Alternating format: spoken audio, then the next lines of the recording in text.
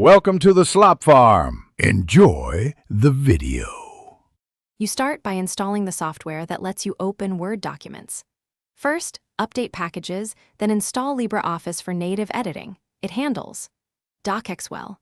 Once done, decide if you need the Windows Word experience.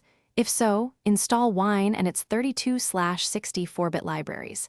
Make sure X server is running and you have at least 1 GB free disk and 512 MB RAM. These steps give you both a native editor and the option to run Word when required.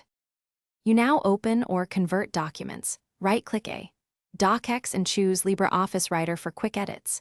For batch work, use Soffice in headless mode to convert files to PDF or other formats. It's fast for folders of documents.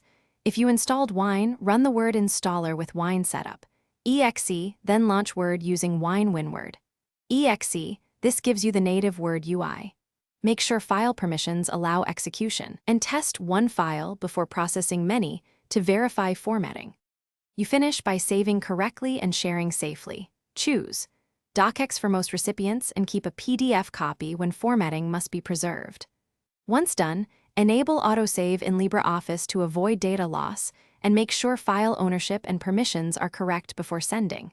If you run Word under Wine and fonts look wrong, install the Microsoft Core Fonts package or embed fonts when saving. If something still fails, restart the X server or check Wine logs to identify missing libraries. Thanks for watching. Consider subscribing if we helped you today.